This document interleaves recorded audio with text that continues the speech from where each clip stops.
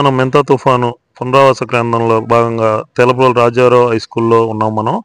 ఇక్కడ పనిచేసే సిబ్బందితో మాట్లాడదాం. వచ్చిన వాళ్ళకి ఎటువంటి సహాయాలు చేస్తున్నారు, సాయం సహకారం ఎలా అందుబాటులో ఉందో అడిగి తెలుసుకుందాం.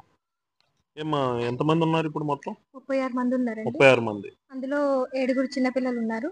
మిగిలిన వాళ్ళందరూ ఆడ మగ కలిపి మొత్తం 36 మంది వచ్చారు. వీళ్ళకి ఎటువంటి సౌకర్యాలు అందుబాటులో ఉన్నాయి? పిల్లలకైతే కనుక పాలు, తర్వాత బిస్కెట్స్ అవి ఇచ్చారండి. పెద్దవాళ్ళకి అందరికీ కూడా టిఫిన్ మార్నింగ్ 7 o'clock టిఫిన్ అందించాము. మధ్యాహ్నం 12:30 లోపల భోజనం కూడా ఏర్పాటు చేశారండి. వాటర్ ఫెసిలిటీస్ ఉన్నాయి. తర్వాత ఇక్కడ మెడికల్ కూడా ఏదైనా ప్రాబ్లం అయినా కానీ మెడికల్ ఇస్తున్నారు. ఇంకేదైనా ఇబ్బంది అయితే కనుక బయటకు కూడా పంపించేస్తున్నారు.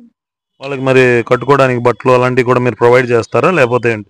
అలాంటివన్నీ మరి మాకు ఇంకా ఇన్ఫర్మేషన్ లేదండి దాని గురించి. జస్ట్ వాళ్ళు ఉండడానికి, తినడానికి, భోజనం దేనికి ఇబ్బంది లేకుండా అటువంటివి చూస్తారు. ఎన్ని రోజులు ఉంటారండి వీళ్ళు? తగ్గేదాకా లేదంటే ఏమన్నా టైం పీరియడ్ చెప్పారా సార్? మాకైతే 6th నుంచి అండి ప్రోగ్రామ్ స్టార్ట్ చేసింది.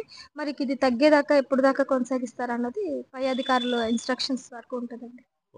ఓకే అండి, చూసారు కదా.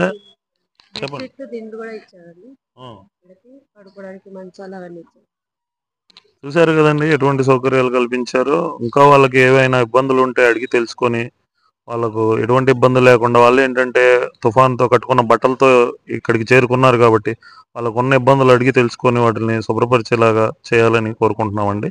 Thanks madam.